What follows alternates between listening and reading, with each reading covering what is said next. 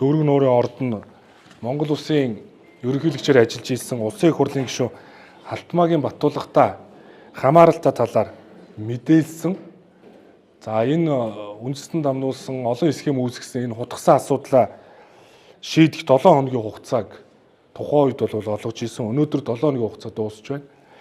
Энэ хугацаанд улсын их хурлын гишүүн Алтмаагийн Баттулгаас ямар нэгэн надад бичиг ирээгүй. Ямар нэгэн үйлдэл хийгээгүй. Засгийн газарт ямар нэгэн мэдээллийг бол огт ирүүлээгүй. За өчигдөр бол хэвлэл мэдээлэлд бол ярилцлага өгсөн гэсэн мэдээлэлтэй байна. Төвөрг нуурын ордын талаар бол тодорхой хариу. Энэ ярилцлаганд орох үеэр бол огт хэлээгүй гэж би ойлгож байна. Хамааралтай хэсэг талаараа. За хэвлэл мэдээлэлээс авсан мэдээллээр бол намайг Төвөрг нуурын ордыг минийх гэж нотолж чадах юм бол 100% аваараа гэдэг ийм үгийг улсын их хурлын гишүүн Алтмаагийн Баттулгагаа хэлсэн байна. Тэгээ би бас өнөөдөр хариуцлагатайгаар хэлье. Та хэлсэн үгэндээ эзэн байгаарай. Та нотол гэсэн би нотолж байна. Надад нэгдүгээрт хөдөлшгүй нотлох баримтууд байна. Хоёрт албан ёсны баталгаатай их сурвалжууд байна. Гуравдугаарт санхүүгийн болон хуулийн мэргэжилтэнгүүдийн дүн шинжилгээ байна. Баримт өөрөө ярьдаг гэдэг үг бий. За энэ материал донд 2006 онд улсын их хурлын гишүүн Алтмаагийн Баттулга 90%-ийг нь Ядам сүрийн Батгийн Батсүх гэдэг иргэн 10%-ийг эзэмшиж байсан анх хамтран үүсгэн байгуулсан Chemex хязгаарлагдмал хариуцлагатай компани Төвөрг нуурын энержи компанийг 100% эзэмшдэг болохыг нотолсон баримт энд байна. За үүний дараа Алтмаагийн Баттулга өөрийн охин Баттулгын намун төрсөн эгч Алтмаагийн Цэнд баяр нарт хувьцаагаа шилжүүлэн компаниас компани дамнсан офшороос офшорт үргэлжилсэн хэлхээ холбоо бүхий үндэстэн дамнсан компаниудаар дамжуулан 250 сая Америк доллараар зарсныг Хонконгийн хөрөнгийн биржид бүртгэлтэй тэг 402 хувьцааны код бүхий Minhong Water Works Holding Limited компани Хонконгийн бирж дээр байгаа 507 нүүр баримт мэдээлэл яг энэ хайрцагт байна. 507 нүүр баримт. Энэ нь компанийг худалдан авах very substantial acquisition гэж нэрлэдэг албан ёсны мэдээлэл. Бөгөөд яг энэ албан ёсны 507 нүүр Хонконгийн бирж дээр байгаа материал дотор энэ хилцлийн нөхцөл, үнэлгээ, төлбөрийн бүтцүүд, хувьцаа, өрийн бичиг, хөрвөх цаас, эзэмшигчдийн бүтцийн өөрчлөлт, Төвөрг нуурын ордын нөөцийн тооцоо, техник эдийн засгийн үндэслэл зэрэг мэдээллийг наривчлан агуулсан нотлох баримт гэж хэлж болно. За мөн энэ материал дотор энэ 507 нүүр баримт дотор Сингапурт бүртгэлтэй Chemex Pte Ltd гэдэг охин компани. Энэ компани нь дэргэдэх охин компани буюу Grand Title Limited компани 2009 оны 4-р сард Монгол улсын зам тээвэр барилга хот байгуулалтын яамтай Монгол улсад уул уурхайн лицензийг олгож оронд нь дэд бүтц барих, орон сууцжуулах талаар байгуулсан санамж бичгийг мөн энэ 507 нүүр баримт дотроос харж байна.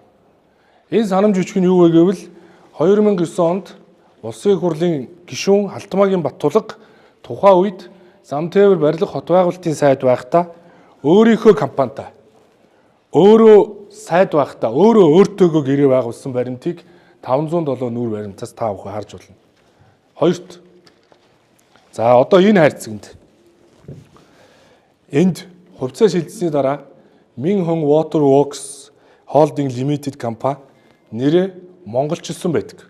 Яагаад вэ гэвэл үндэслэл нь Монголын уул уурхайн лицензийг эзэмшиж байгаа учраас үйл ажиллагаагаа өөрчлөөд нэрээ Mongolian Investment Group буюу Монголын хөрөнгө оруулалтын групп болгон өөрчилсөн.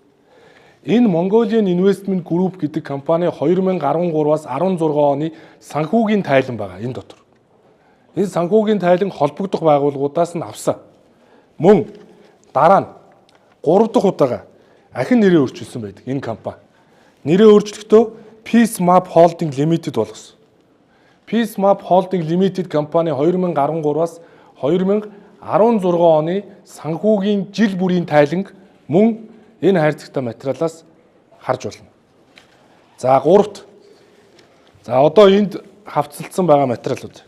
Халтмаагийн Баттуулгын 90% эзэмшдэг Camex компани нь Сингапурт бүртгэлтэй Camex Pte Ltd-гийн эзэмшил 100% шилжсэн байдаг. Сингапурт бүртгэлтэй компани руу. Энэ компани хувьцаа эзэмшигч нь хэн бэ? Гэвэл түүний төрсөн охин Баттуулгын намуу хамтран олон бизнесийг эрхэлж байсан Билли Лимийн Лим Сён нар болохыг баталсан Сингапурын улсын бүртгэлийн байгууллагаас авсан дэлгэрэнгүй лавлага энэ бор хавцтай материал дотор байна. 4-т 2010 онд 250 сая Америк доллараар зарагдсан компани хувьцааг Монгол улсад бүртгэлтэй компанид 6 жилийн дараа 2016 онд огт үн төлбөргүйгээр шилжүүлсэн болохыг хэрэг эрхлэхийн сайдын хувьар Монгол улсын бүртгэлийн байгууллагаас албан журмаар авсан. Үүнийг хувьцаа шилжүүлэх гэрээн дээр 250 сая доллараар зарагдсан компани Монголд ирэхдээ Монгол иргэний нэр дээр үн төлбөргүйгээр шилжсэн хувьцаа шилжүүлэх гэрээ энэ материал дотор байна. Гэхдээ энэ материал дотор 507 хуудастай Хонконгийн биржтэй бүртгэлтэй материал дотор энэ компани шилжиж ирэхдээ 200 мянган доллараар зарагдсан гэдэг үг байдаг. Гэтэл Монголд ирээд гэрээ байгууллагатаа үн төлбөргүйгээр шилжсэн гэдэг улсын бүртгэлийн лавлага хувийн архивыг би албан журмаар авсан. Энэ материалуудыг бас үүнд хавсаргасан гэдгийг хэлье. Энэ бүхнийг үндэслэн би бас нэг зүйлийг онцлог хэлмээр. Монгол улсад авилгад автагдаагүй мэдлэг боловсролтой шинэ үеийн шилдэг санхүүчнэр, хуульчид, шинжээчид ажилдаг юм шүү гэдгийг би хариуцлагатаар хэлье. Ямар ч үндэстэн дамсын схем бай. Үргэлжилсэн хэлхээ холбоо бүхий офшороос офшорт нуун далдсан схем байлаа гэд олж илрүүлж бас чаддаг юм шүү гэдгийг энэ баримтууд нотлон харуулж байна.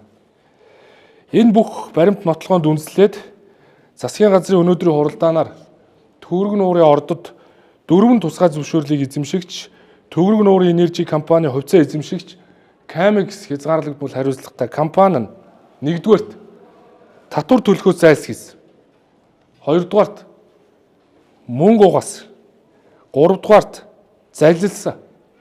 4-дүгээрт авилга ашиг сонирхлын зөрчил үүсгэх болон бусад гэмт хэрэг зөрчил үйлдсэн байж болцсошгүй асуудлыг шалгуулахаар Монгол Улсын ерөнхий прокурор авилгатай тэмцэх газар эдгээр материалуудыг засгийн газрын тэмдэглэлд өгсөн үүргийнхаа дагуу засгийн газрын хэрэг эрхлэх газрын даргын хувьар хөргүүлж байна. Энэ талаар мөн мэдээлэл солилцох, эрх зүйн тусалцаа харилцан үзүүлэх чиглэлээр Британийн Виржиниа арлууд болон Кайманы арлууд, Бүгд найрамдах Хятад ард улсын засаг захиргааны онцгой бүс Хонконг, Бүгд найрамдах Сингапур улс зэрэг улсын хууль хяналтын байгууллагатай хамтран ажиллаж шаардлагатай нэмэлт материал нотлох баримтуудыг авахыг хууль зүйн дотоод хэргийн сайд Алтан гэрэлд даалгаж байгаа. Мөн Төгөрөг нуурын ордыг стратегийн ордод авах ажлыг санхүүгийн болон хуулийн шинжилгээний багийн тусламжтайгаар энэхүү дүгнэлтүүдэд үндэслээд стратегийн ордод хамааруулж баялагын санд авахыг аж үйлдвэр эрдэс соёлын сайд Туванд даалгасан. Засгийн газрын одоо өнөөдрийн шийдвэр бол ингэж гарсан гэдгийг хэлье.